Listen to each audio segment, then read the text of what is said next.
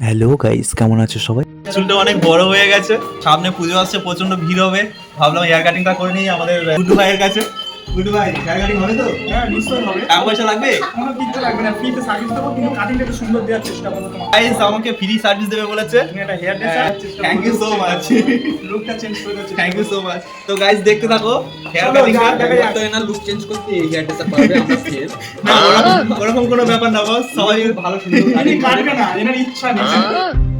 তো কাটিং সিটটা পরে নিলাম। ফেসিয়াল করে দেবো। এই দিদিরা এসে বলছে একটা ফেসিয়াল করে নে বসে। তুমি কেমন লুক চাও? আমার কোনো ইয়ে নেই, তুমি যেরকম আমার ফেসের সাথে মানাবে সেরকম তুমি করে দাও। চলো চলো ট্রাই দেখা যাচ্ছে, ডান ওকে ডান। চলো একদম লেটস গো।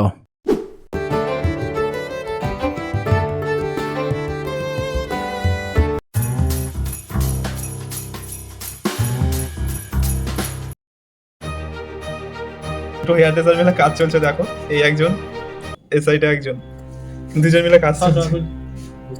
আগে কখনো ভিসেপ করা হয়নি, ফার্স্ট টাইম ভিসেপ করলাম। অবশ্যই কমেন্টে জানিও কেমন হয়েছে।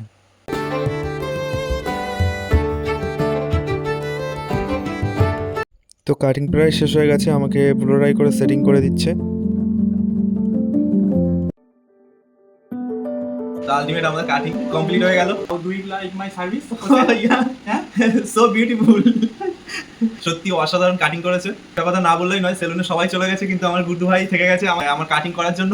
Thank you so much bro, thank you so much. আমার তো এটাই তো কাজ, এখন- প্রফেশনাল তো এটাই, লেট হলেও করে দিতে হবে, তাই না? Thank you so much.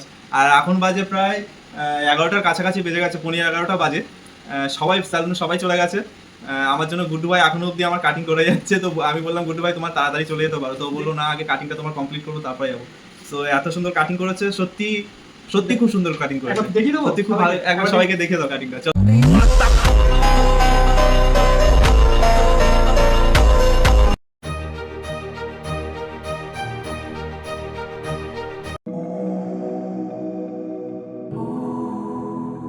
So hey guys, ভিডিওটা কেমন লেগেছে অবশ্যই জানিও, আর ভিডিওটা বেশি বেশি করে শেয়ার করো। তো দেখা হবে নতুন আবার একটা ভিডিও, ততক্ষণ সবাই ভালো থাকবে।